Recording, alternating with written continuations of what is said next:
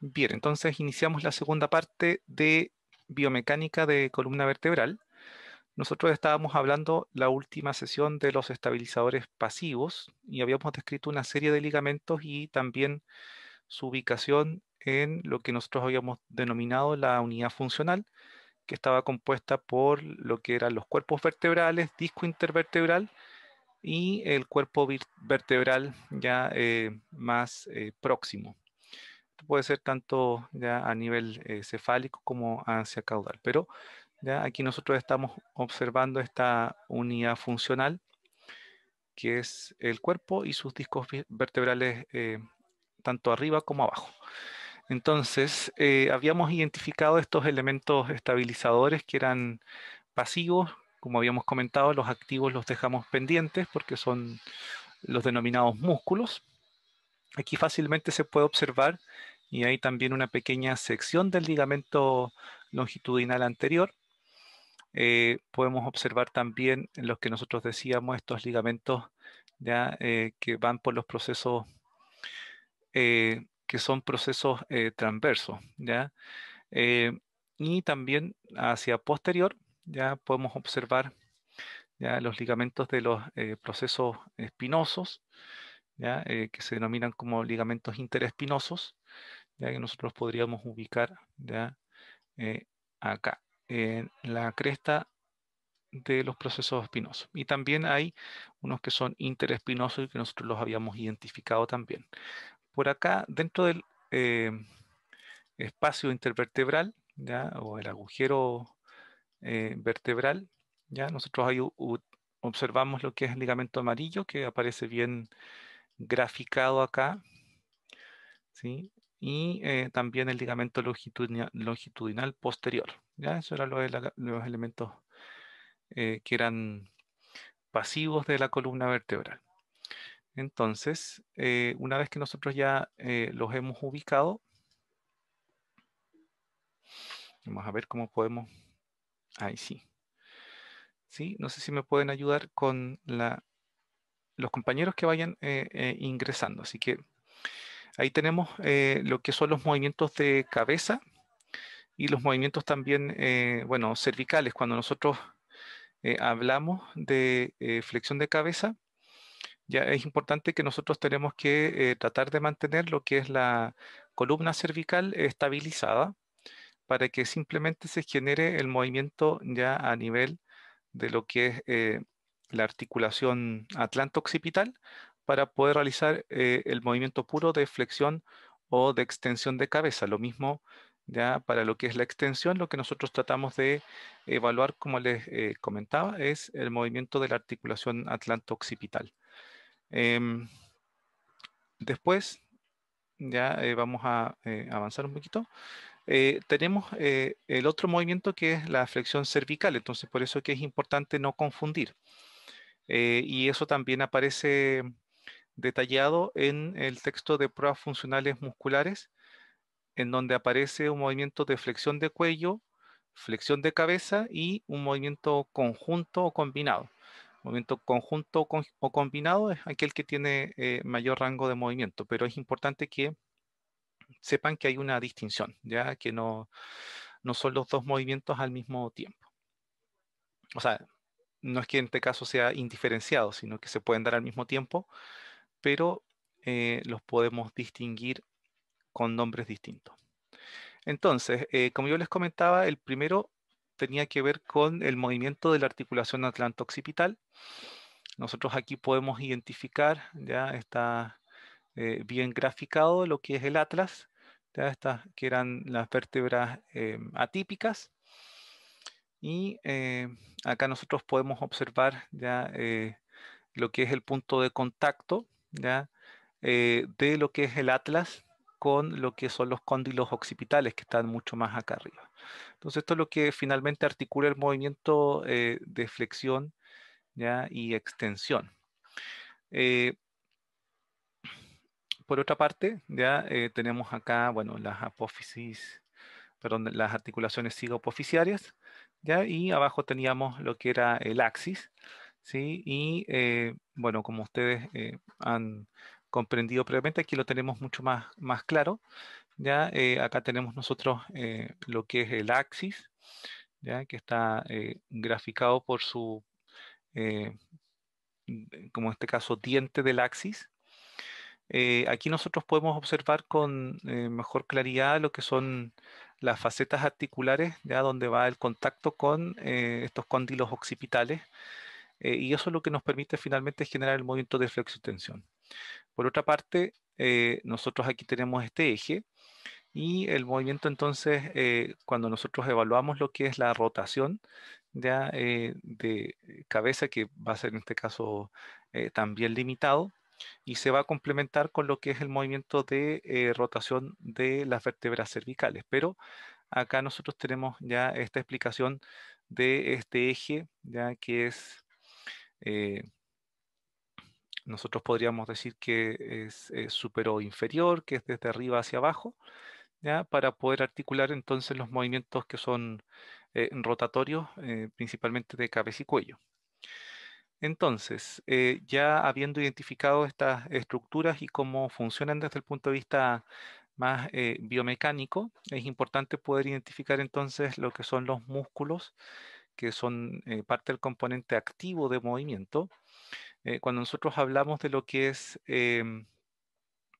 tanto extensión ya como flexión, nosotros por posterior, acá vamos a hablar de lo que es extensión, ya eso es importante siempre recordarlo, y por anterior, ya siempre nosotros vamos a hablar de lo que es flexión, ¿sí? Ahí le colocamos la F, ahí queda bien marcadita. Entonces, em, para lo que es la parte posterior, ya nosotros aquí seguimos identificando lo que son las estructuras de las vértebras atípicas y después de eso de manera progresiva se van diferenciando según nivel por vértebras que son vértebras cervicales.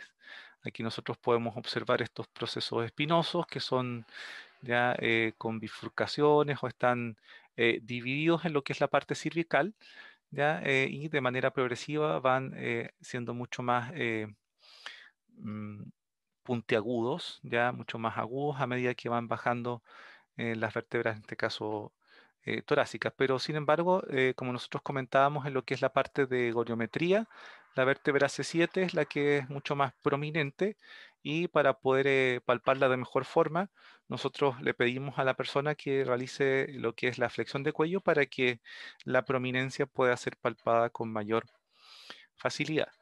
Ahora, estamos de acuerdo con que estamos mirando lo que es la parte posterior y de lo que son los procesos transversos. Aquí nosotros podemos identificar ya entre aproximadamente C7 y T1, ya que estamos aquí, ya empiezan a emerger ya estas fibras del músculo denominado como semiespinoso de la cabeza. Entonces estos son músculos que son mucho más profundos y van a estar dados para, como habíamos dicho hace un rato, lo que es la extensión. Después en este otro lado, que es mucho más profundo, ya ahí nosotros podemos observar lo que es el músculo longuísimo, ya que también va a estar trabajando para lo que es la extensión. Y también está acá diseccionado, que está con puntos que son líneas discontinuas, ya este músculo que es esplenio de la cabeza está bien, bien fácil para identificarlo. Ahí nosotros ya le vamos a dibujar las fibras que deberían estar acá para ayudarnos a lo que es la extensión.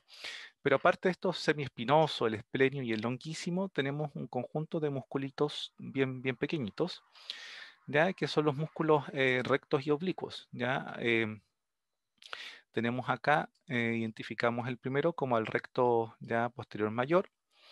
Tenemos un poquito más arriba el recto posterior menor y dos oblicuos. Entonces son dos rectos posteriores y un oblicuo superior, ya, y un oblicuo inferior. Entonces aquí tenemos ya el superior y acá abajito tenemos el oblicuo inferior. Ahora, ¿qué es importante de todo esto? Es que como están situados en la parte posterior, nos permiten los movimientos de extensión de la cabeza. Entonces, aquellos que son más pequeñitos van a estar más cercanos de lo que es eh, la zona occipital del cráneo, que es esta la que yo estoy ya mostrando. Ahí van a tener sus puntos de inserción y se van a perdón, de origen y se van a insertar ya en las primeras vértebras cervicales. Eso con respecto a los músculos que son extensores. Por otro lado, en un plano también profundo, si ustedes observan, tenemos los cuerpos vertebrales acá, ya tenemos aquí, como dice, C1, ya aquí sería el C2, C3, 4, ya, y aquí siempre sigue siendo vértebras cervicales. Nosotros podemos observar lo que es los cuerpos vertebrales, sus discos respectivos y, bueno, aquí los procesos transversos. Ya por anterior tenemos este músculo que es bien eh, concordante con su nombre, que es el músculo largo de la cabeza. ¿Ya? Vamos a retroceder acá, si no fue. ¿Ya? Y aquí también está graficado por el lado contrario y está también en una posición para que nos permita observar sus inserciones con los diferentes procesos transversos. Tenemos el largo de la cabeza por anterior y tenemos un grupo ya también pequeñito que son rectos, ya el recto en este caso anterior y un recto ya que es lateral, ¿sí? Por el lado, ¿sí? Recto que está en relación a C1. Entonces, para lo que es movimientos de extensión, principalmente, bueno, en lo que es el esplenio, el semiespinoso, longuísimo y el conjunto de musculillos o músculos pequeños, ya que son los rectos y los oblicuos. Por otro lado, en lo que es la parte anterior, para facilitar lo que es la flexión de cabeza, principalmente los rectos anterior y lateral y lo que es el músculo largo. Vamos a observar entonces que aquí, a diferencia del dibujo anterior que está mucho más estabilizada la columna cervical, aquí nosotros para la flexión observamos que hay mucho más movimiento de lo que es la columna cervical. Entonces aquí nosotros hablamos de flexión cervical o flexión de cuello.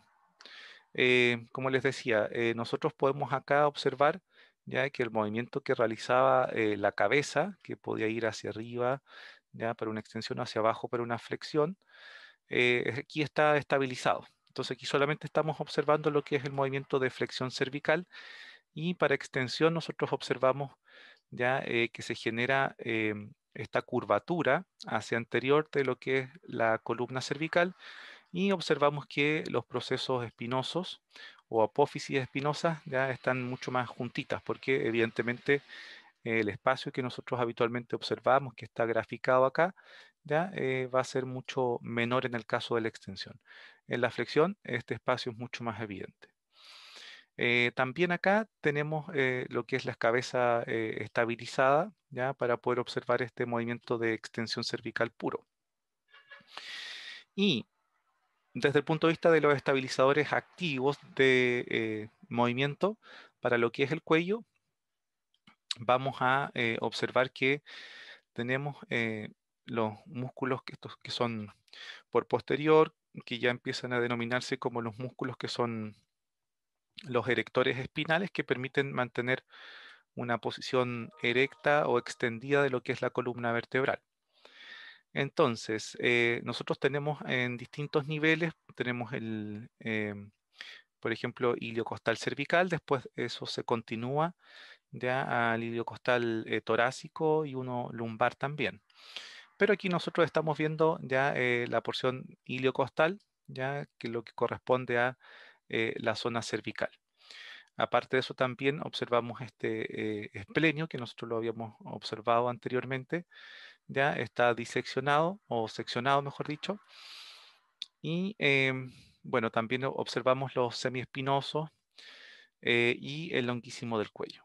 ¿Sí? Eso como dato para poder ir repasando los músculos que extienden lo que es la zona cervical. Antes habíamos revisado lo que eran músculos extensores de la cabeza. ¿Sí? Entonces, los iliocostal de la parte, en este caso, cervical, ¿ya? Y por otra parte, lo que es el semiespinoso. Ahora, nosotros aquí sabemos que está la espina, ¿ya?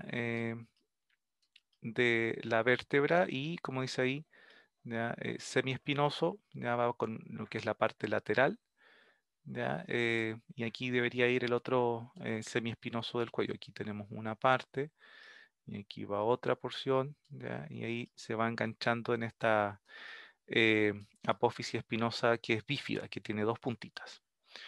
¿Sí? Y aquí por otra parte, en lo que es la parte mucho más lateral, ya en relación a los procesos transversos, perdón, tenemos el longuísimo del cuello.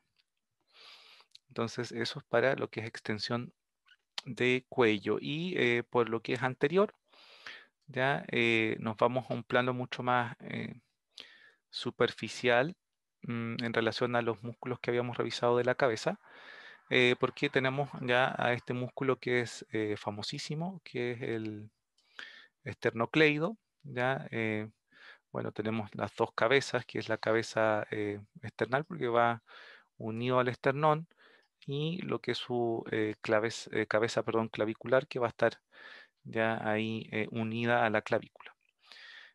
Aparte de eso, también se refiere lo que es el músculo largo del cuello, que aparece en estas fibras que estamos observando acá, y el que también es bien famoso por lo que es la flexión del componente cervical, ya son los músculos escalenos, ya que aquí nosotros podemos observar que van desde estos procesos que están, que son los procesos transversos, ya hacia lo que es ya parte de las primeras costillas, ya aquí está la primera costilla y la segunda.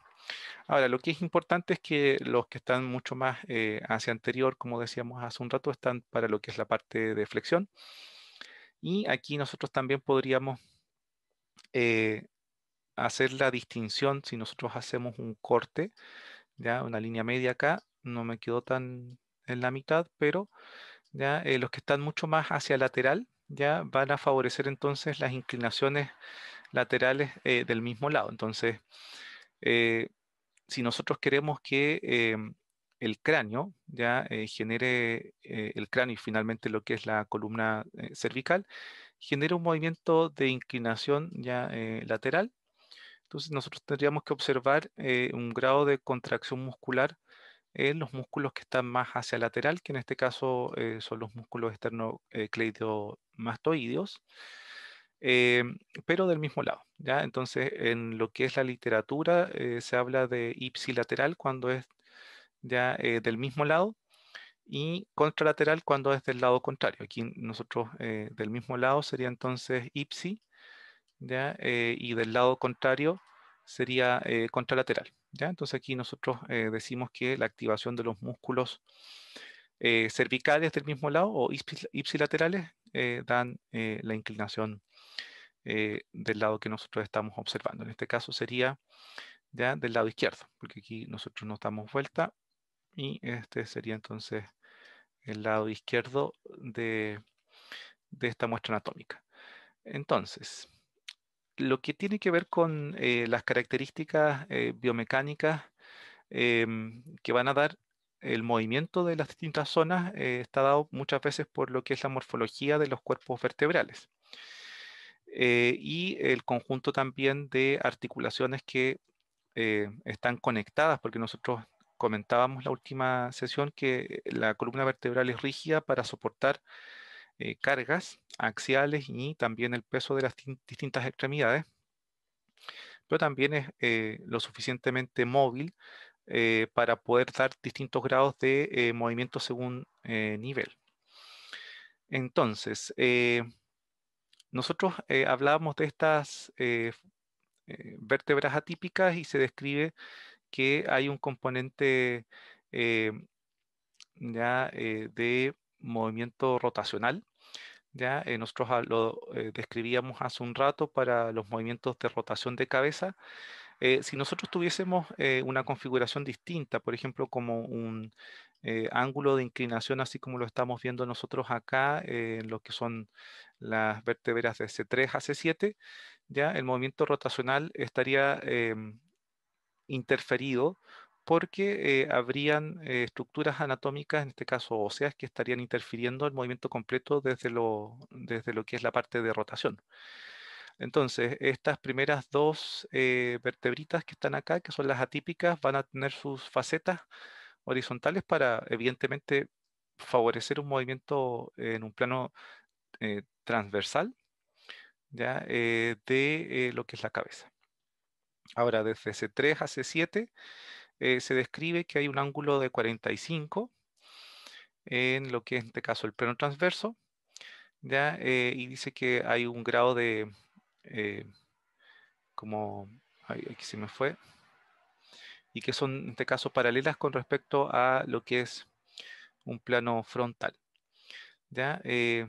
Bueno, principalmente nosotros para poder hablar de ángulo de 45 es lo que yo les mostraba hace un rato cuando hacía ya estas líneas que están aquí en verde, que es bastante similar a este ángulo que nosotros estamos viendo acá, ya que si tomamos una línea recta en el suelo, tiene un grado aproximado de 45 grados. Y cuando hablamos de paralelas, ya con respecto al plano frontal, ya en realidad estamos hablando de lo que son los procesos transversos, ya, y aquí tenemos el plano frontal y ahí se genera em, esta afirmación de que, claro, que hay una posición que es paralela en relación a los procesos transversos y lo que es la vértebra cervical tipo. Entonces, lo que es importante es que este tipo de configuración desde lo que es la parte ósea permite los movimientos de flexión, extensión, inclinaciones y también rotaciones, lo que nosotros evaluamos en lo que es goniometría. ¿Ya? Entonces ahí nosotros estamos observando que finalmente hay una relación entre lo que es la morfología de lo que es la columna vertebral y los movimientos que ustedes han podido evaluar o estudiar ya en cuanto a lo que es goniometría o rango de movimiento.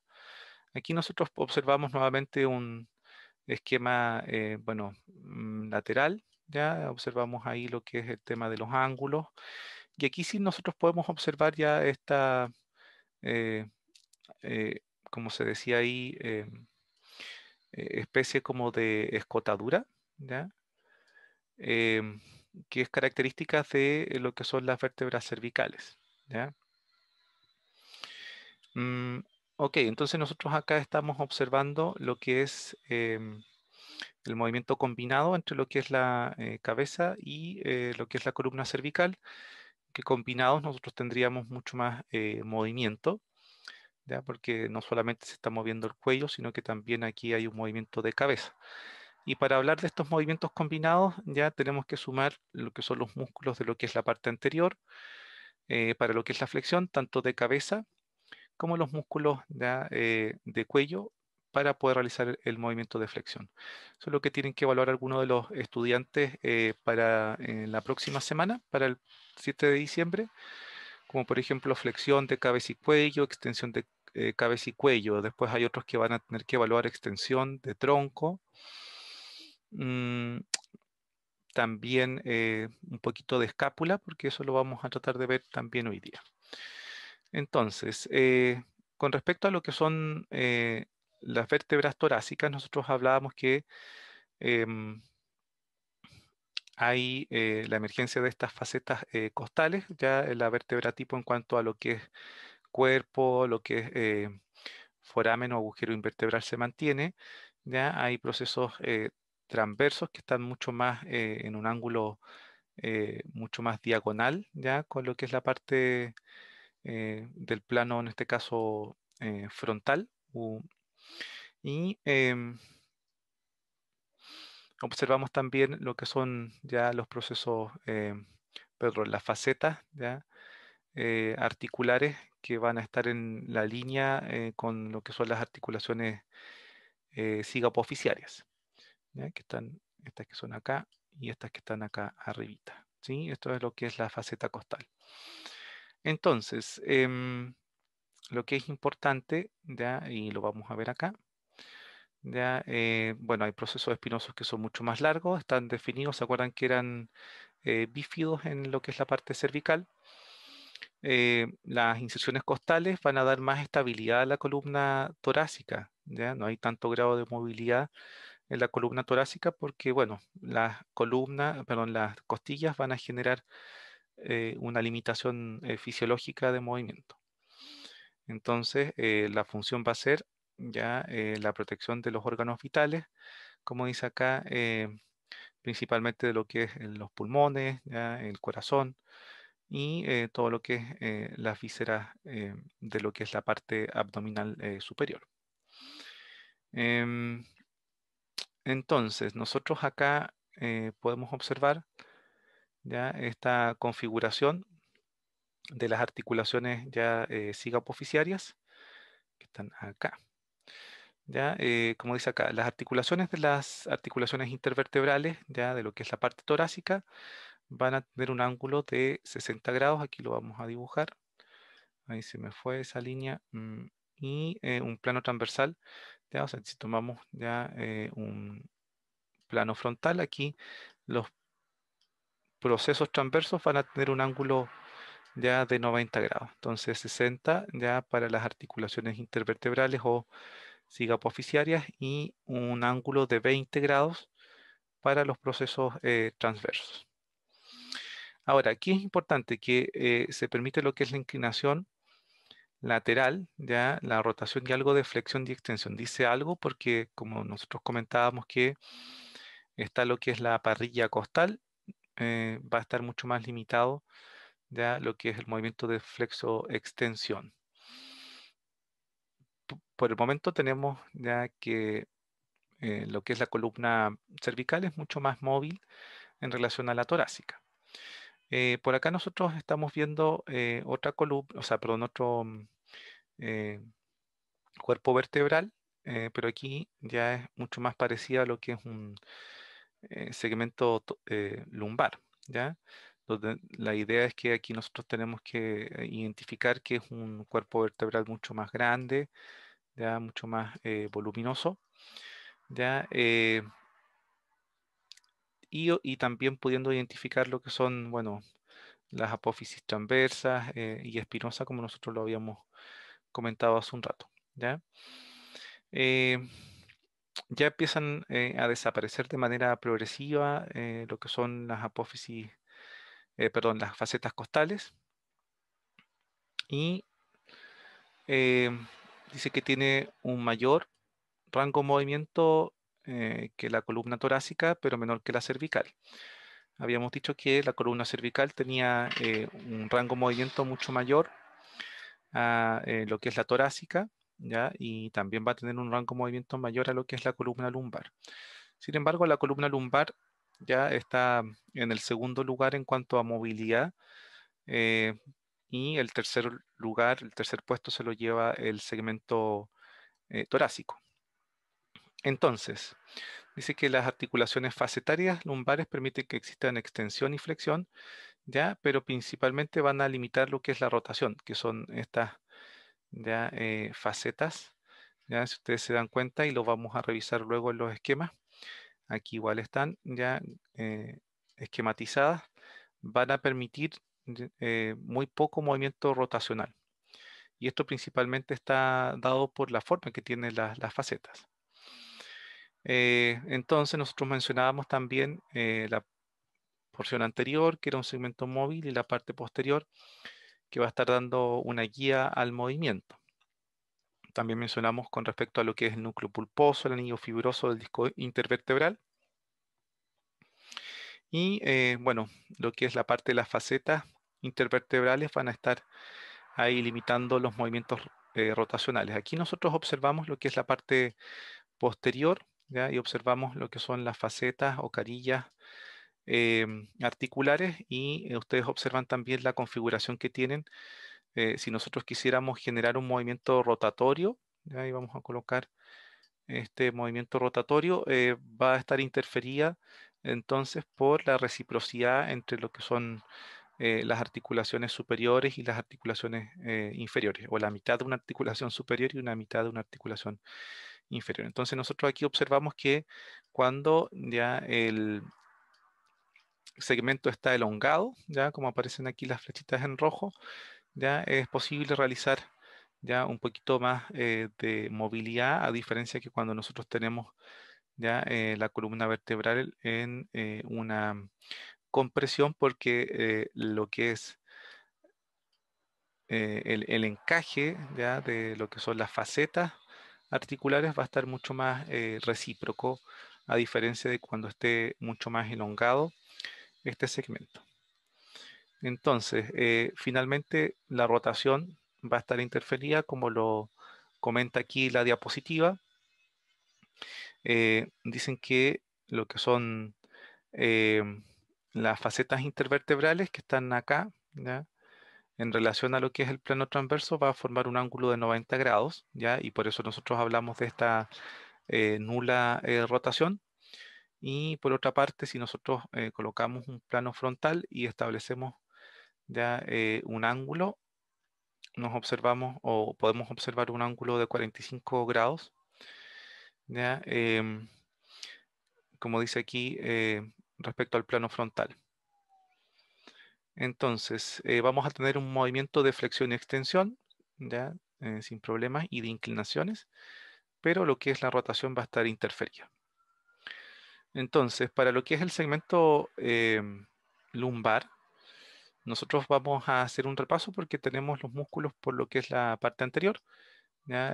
Los músculos principalmente abdominales, ¿ya? Entre esos están estos rectos, los oblicuos, los externos, ¿ya?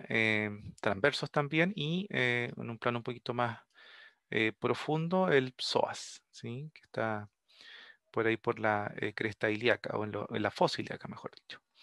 Entonces, los músculos que van a estar participando en lo que es la extensión, como nosotros decíamos, estos músculos erectores que son conocidos también como los paravertebrales, ya como nosotros hablábamos de los iliocostales, principalmente iliocostales ya lumbares, músculos multífidos también, que es un conjunto de grupos musculares que están eh, en lo que es, en este caso, la columna vertebral, la parte posterior y, bueno, los intertransversos que van a estar ya entre los procesos transversos también de la columna vertebral. Entonces, nosotros acá vemos lo que es la parte posterior, ya los diferentes segmentos, bueno, cervical, torácico, lumbar y sacro, que los hemos ido describiendo de a poco. Nosotros igual vamos a dedicar un poco eh, de atención a lo que es la pelvis, porque muchas veces la pelvis otras veces ha quedado como en tierra de nadie, porque cuando se trabaja lo que es extremidad inferior, ya muchas veces se comenta, pero este segmento que es el segmento del sacro, que también tiene grado de movilidad, a ratos queda un poco rezagado. Entonces, aquí está todo lo que es la musculatura eh, extensora, ¿ya? Ahí ustedes tienen que recordar el tipo de fibra que está trabajando para lo que es la musculatura extensora. Y aquí nosotros podemos observar estas masas ya posteriores que van a estar dados por estos músculos paravertebrales o erectores espinales. ¿Ya? Nosotros en personas con musculatura desarrollada, lo que es la parte posterior, o tal vez no tan desarrollada, pero sí personas mucho más delgadas, es posible observar ya esta masa muscular en la parte posterior. Entonces, aquí nosotros observamos ya a esta persona que está haciendo una técnica de elongación, puede ser una técnica de yoga, en donde estamos generando un movimiento ya de extensión de columna vertebral y de extensión también ya de cabeza y de cuello. ¿Sí? Ahí ustedes pueden observar la forma que adopta la columna. Nosotros hablábamos ya de este ilio costal lumbar que estaba en lo que es la parte lumbar, el espinoso también torácico que lo mencionamos, y más hacia lo que es ya la parte cervical también observábamos un ilio costal que era cervical. Acá nosotros podemos observar mm, los conjuntos de los músculos que están entre medio de las estructuras de la columna vertebral de la parte posterior. Entonces tenemos los procesos que son transversos, ya vamos a verlos acá, los superiores y los inferiores. Ya aquí nosotros podemos observar estos músculos intertransversos. Ya este es fácil también porque es un músculo interespinal. Ya aquí están en verde. Y también tenemos unos músculos diagonales que van desde lo que es la apófisis espinosa hasta lo que es el proceso transversa y son denominados como músculos rotatorios, ¿sí? Entonces, la combinación de los niveles de los músculos rotatorios a los distintos niveles nos van a ayudar a generar estos movimientos de rotación. Por otra parte, nosotros acá observamos ya cómo trabajan los diferentes grupos musculares para poder generar lo que es el movimiento de extensión. Ya lo observamos en, en este esquema, ¿sí? Ahí nosotros estamos observando cómo se genera el movimiento de extensión que podría ser esta curva, ya que se genera en la parte de la columna lumbar. Ahora, nosotros hemos mencionado otras veces que lo que es el tema postural, a ratos en lo que es la parte cervical, ya podemos observar un aumento, una disminución de lo que son las curvas en un plano sagital. Eh, lo que nosotros más identificamos habitualmente es lo que es la hipercifosis, em, que es la hipercifosis torácica, ¿ya? Que es cuando nosotros observamos que la parte posterior de la espalda está mucho más abultada. Pero también en lo que es la parte lumbar nosotros podemos observar hiperlordosis, ya que es una columna muy, una curva ya de lo que es la parte lumbar muy, muy pronunciada. Y por otra parte también podemos observar esta columna lumbar ya mucho más aplanada. ¿Ya? En ambos casos produce dificultades, eh, principalmente por un tema de que lo que es la zona lumbar, como nosotros lo habíamos conversado en la última clase, está resistiendo bastante carga, ¿ya? Es el eje de transmisión de fuerzas a lo que es la extremidad inferior. Y si ustedes se acuerdan, lo que tiene que ver con las vértebras lumbares, L4, L5, L5, S1, son las que están con mucho más riesgo eh, de tener una hernia del núcleo pulposo. ¿Ya? Entonces, evidentemente, lo que es una espalda, lo que es la parte lumbar plana o achatada, o una curva demasiado exagerada, también puede favorecer a estos procesos de dolor o emergencia de hernia. ¿Ya? Aquí nosotros nuevamente vemos lo que es la parte torácica. Ya, bueno, se está hablando un poquito de cómo se deslizan las diferentes articulaciones en relación a los diferentes tipos de movimiento, ya, cuando se genera un movimiento de extensión de tronco, ya, y cómo se produce un pequeño deslizamiento en las articulaciones que son cigopoficiarias o intervertebrales, también las habíamos mencionado más em, en otras diapositivas. Y también nosotros aquí podemos observar, bueno, en lo que es la parte de la región lumbar también que se genera ya este deslizamiento y una elongación también del ligamento longitudinal anterior, ¿ya? Entonces ahí nosotros podemos observar cómo se genera esta movilidad entonces de las diferentes estructuras de la columna vertebral. Nosotros habíamos mencionado lo que tenía que ver con la musculatura o el componente activo de lo que es la parte del tronco. Ya estamos hablando principalmente de lo que es abdomen. Ya aquí nosotros podemos observar ya cómo se está generando la contracción muscular de los abdominales, principalmente lo que es el recto del abdomen. ¿Ya?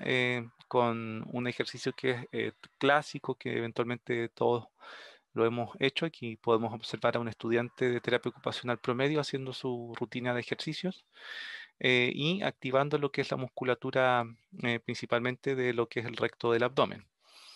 Eh, para lo que son movimientos, en este caso, por ejemplo, de los músculos que son el músculo transverso del abdomen o lo que son los músculos en este caso oblicuos, ¿ya? Principalmente del lado que nosotros estamos tratando de activar, ¿ya? Ahí son mucho más efectivas lo que son las planchas y a ratos también pueden disminuir el dolor si es que estamos con algún tipo de dolor de espalda. Ahí tenemos dos diferencias, ¿ya? Una es que es una contracción que es isométrica y este que nosotros estamos observando acá es una contracción que es concéntrica, ¿ya? Hay acortamiento del músculo por lo tanto se genera un movimiento concéntrico. Acá nosotros observamos también, no sé si ustedes han hecho planchas, em, que empieza a sentirse una fatiga de lo que son los músculos abdominales, ¿ya? Pero aquí no hay movimiento o elongación o acortamiento no hay cambio de longitud, mejor dicho, en lo que es el músculo o musculatura abdominal, ¿sí? Aquí vemos una plancha, pero una plancha lateral, ¿sí? Así se conoce y podemos ejercitar entonces los músculos ya del lado que está mirando al suelo. Por otra parte, aquí nosotros observamos un ejercicio de elongación, ya en donde nosotros llevamos lo que es el tronco hacia anterior, ya y vamos observando que se genera ya la elongación de los músculos de lo que es la parte posterior y de los ligamentos, mejor dicho, tejidos blandos en general. Eh, y como aquí aparece listado, lo que son los ligamentos supra e interespinosos. Em, Aquí también nosotros podemos observar esto que yo les comentaba, que lo que es la parte anterior del disco intervertebral ya va a estar mucho más comprimido y esto va a estar mucho más liberado porque el movimiento es hacia anterior. Entonces lo que es el columna posterior de lo que es la columna vertebral va a estar mucho más elongado, va a estar mucho más separado, ¿ya? Porque ahí es donde se genera en este caso el movimiento cuando vamos hacia anterior. Ahora, también aquí nosotros podemos observar que en este movimiento que estamos observando en la diapositiva, también hay musculatura que está ya en relación a lo que es eh, la pelvis, principalmente con el isquion ya y lo que es en este caso la tibia, que es el grupo muscular que se conoce como isquiotibiales. Entonces, por eso que para este tipo de ejercicio de movilidad es como bien favorable esta postura, ¿ya? Para elongar, en este caso elongar lo que es la espalda y aparte de eso también bien posicionado, habitualmente siempre la rodilla más en extensión, ¿ya? Porque si lo trabajamos con la rodilla flexionada, ahí el grado de elongación es menor. Ahora también puede ser una adaptación para personas que están recién empezando a hacer ejercicio. Claro, evidentemente es posible que no puedan tocar los pies con las manos, pero de a poco se van haciendo algunas adaptaciones para favorecer finalmente la elongación de esta musculatura.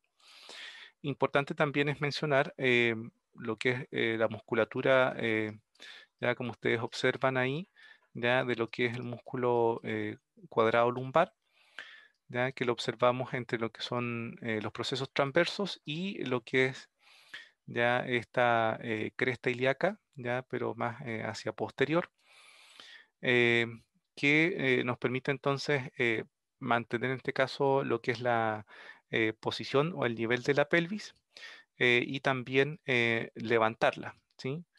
Entonces es importante para lo que es la deambulación o la marcha, porque como yo les digo, les permite a las personas mantener estabilizado en un mismo nivel la pelvis. Mm, muchas veces está también interferido, va a estar también con algunas dificultades cuando hay problemas de lumbagos, que los lumbagos son bien frecuentes y aquí lo que nosotros podemos observar es un procedimiento para poder generar mayor elongación del tejido blando, principalmente lo que es músculo cuadrado lumbar, porque muchas veces se observa o se describe que hay un acortamiento en este músculo cuando hay problemas de dolor lumbar o lumbalgia. Ok, con esto ya vamos casi terminando esta parte de columna vertebral y con esto lo que nosotros estamos observando es un modelo biomecánico. No sé si se les hace eh, conocida esa palabra, principalmente porque es un esquema ya que intenta explicar cómo funciona lo que es un cuerpo vertebral, que lo tenemos aquí identificado. Ya, acá tenemos otro, entonces una unidad funcional. Aquí nosotros podemos observar lo que es el disco intervertebral, hacia posterior lo que es la columna o el arco, columna en este caso posterior o pilar posterior se describe en el texto de Miralles, en donde nosotros aquí podemos apreciar ya lo que son los extensores de la columna. Nosotros ya los habíamos mencionado hace un rato, ¿ya? Y cómo generan ya este momento, en este caso, de fuerza. Cuando estos músculos se contraen, evidentemente lo que hace es acercar ya lo que son eh, los elementos posteriores de la columna vertebral, relaja un poco lo que es la parte anterior ya del disco intervertebral, y aquí nosotros observamos que está mucho más pequeñito, ¿ya? Y aquí nosotros observamos en el siguiente dibujo, que es la letra C, ¿ya? Lo que es un eje de rotación, ¿ya? Eh, en relación en este caso a un peso, ¿ya? Vamos leyendo entonces qué es lo que dice el diagrama. Eh, el diagrama de 2.40 es una diferencia de sistemas de palanca espinal. Entonces, en esta letra, la letra A, observamos una persona que está sosteniendo un peso y que está graficado con la letra W. Entonces, mm, dice que hay una distancia ya de lo que es la caja respecto al cuerpo. Entonces, aquí hay una distancia que en este caso la distancia entre lo que son los brazos y la caja. Dice que la distancia M7 ya que tiene el sistema de palancas ya C, ya dice aquí desde el eje de rotación, el círculo de la zona central es equilibrada por el músculo de la espina dorsal, ya que es este, que actúa a una distancia menor. Los músculos involucrados son los abdominales que están acá y los músculos extensores de la columna. Entonces, supone que los músculos abdominales estarían en esta eh, eh, parte, en esta porción, y los músculos que son extensores dorsales estarían ya por esta parte. Entonces, ¿qué es lo que nos dice? Que finalmente eh, la fuerza ya para poder generar la estabilidad de lo que es la zona lumbar va a estar dada muchas veces por los músculos ya de la espina dorsal y también por la estabilización de los músculos abdominales. Entonces, eh, si ustedes han escuchado otras veces de lo que es ergonomía, mientras nosotros más lejano al cuerpo tenemos el peso, ya mayor es el brazo de palanca que ustedes están observando acá, por lo tanto mayor es la fuerza que debe soportar la musculatura de lo que es la columna, ¿ya? O de lo que es la espina dorsal. Entonces, desde el punto de vista de la ergonomía, ya se recomienda que las cajas y todo lo que es como mucho más pesado, ya vaya mucho más apegado al cuerpo, ya. Entonces deberían ir un poquito más atrás los brazos para poder apegar bien cerquita ya lo que es la caja al cuerpo de la persona. Entonces así disminuimos lo que es el brazo de palanca y por lo tanto la fuerza también que se tiene que hacer lo que es la parte posterior de la columna. Eh, Como les decía, este es un modelo biomecánico que es simple, ya que habla con respecto a un brazo de palanca, después también habla en este caso de un eje de rotación y de otro brazo en donde se va a aplicar lo que es la fuerza. Es simple, pero identifica los diferentes conceptos para poder finalmente dar una explicación de por qué el cargar cajas a una distancia mucho más alejada del cuerpo es tan nocivo, y finalmente se recomienda eh, la cantidad de peso a cargar y también la frecuencia. Pero aparte de eso, también lo que nosotros podemos modificar es qué tan cercano o lejano a nosotros hacemos esta fuerza.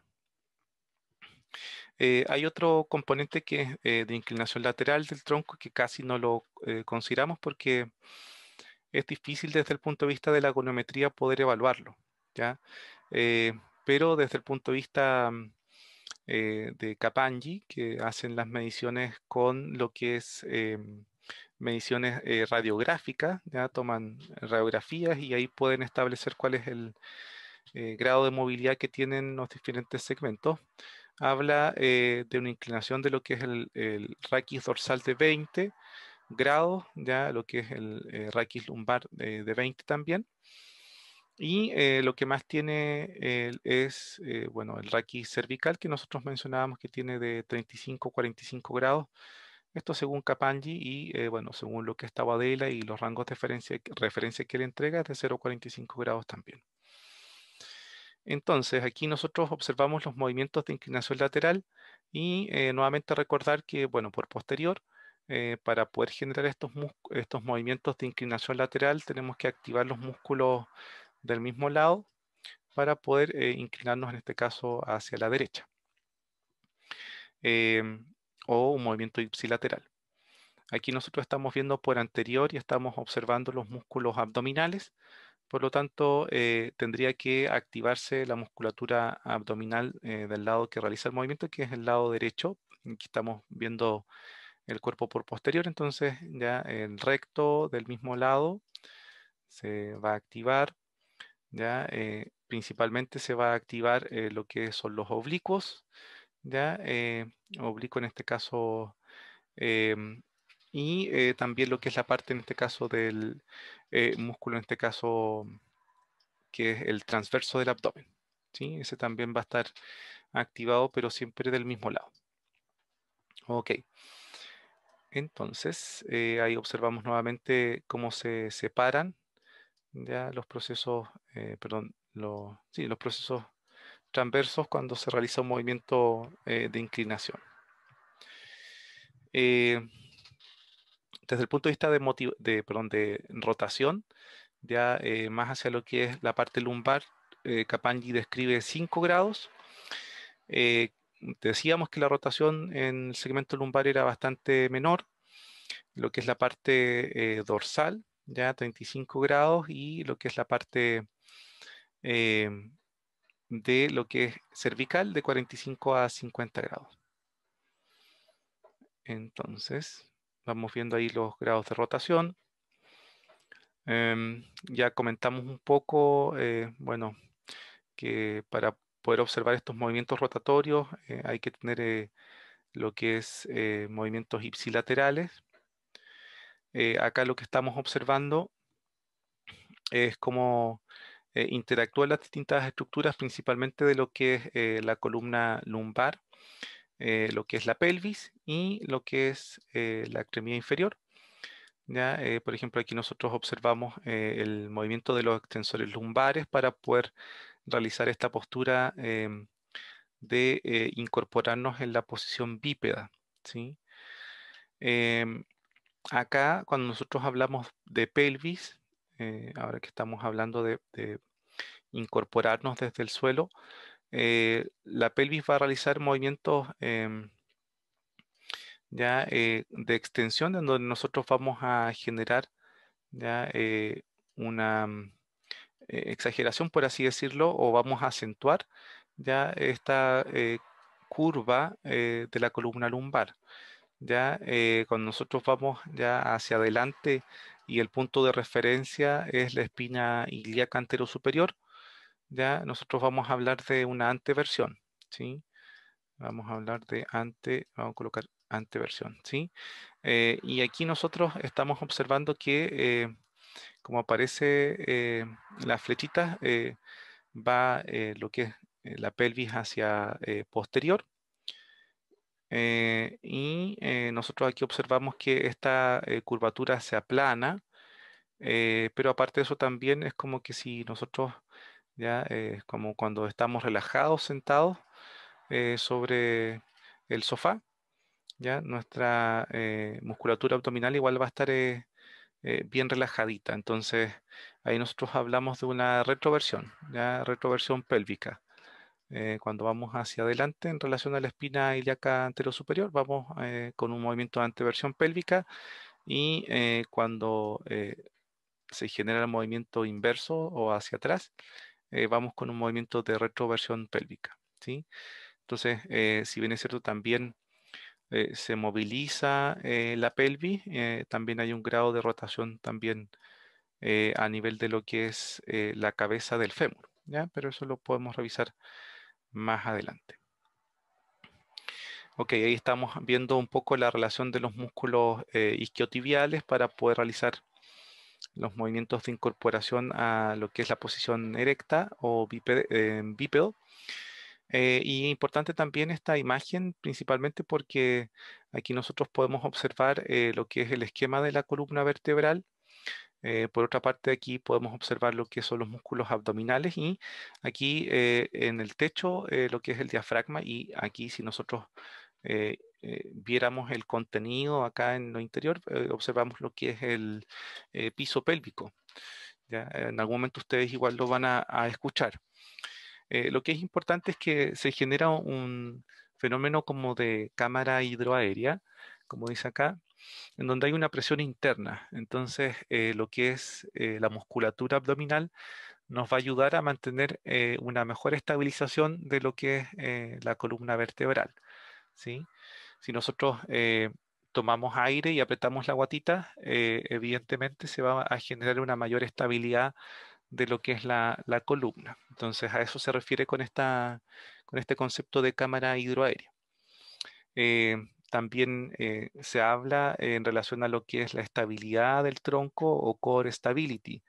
Y hay unos textos ya que yo les voy a subir que van a entrar fundamentalmente en lo que es la evaluación 2, que hablan con respecto a la estabilidad del tronco y por qué es importante trabajar tronco tanto para la mantención y el desempeño en actividades cotidianas como para también actividades deportivas. También importante todo lo que tiene que ver con higiene postural. Con higiene postural me refiero a que la columna vertebral va a estar en una posición adecuada que va a disminuir esta eh, presencia de curvaturas anormales, ya como ustedes observan aquí, ya la persona está con una en este caso, cifosis y está mucho más pronunciada la curvatura cervical. Lo que es la parte lumbar está prácticamente aplanada y el peso corporal de la cabeza está cayendo ya en una posición que es distinta a que si es que nosotros estamos erguidos y cae dentro de lo que es ya nuestra base de sustentación en sedente. Eso es muy importante, ¿ya? Evidentemente esta es una postura, la B, mucho más eficiente, ¿ya? Porque el gasto de energía es menor. Si nosotros estamos en esta postura, evidentemente al final de la jornada nos va a doler el cuello por que tenemos que mantener una postura que es poco económica, ¿ya? Que es poco higiénica, como se dice desde la ergonomía, y por lo tanto también eh, trae lo que es contractura muscular, dolor, fatiga, dolor también muchas veces de cabeza y todo eso.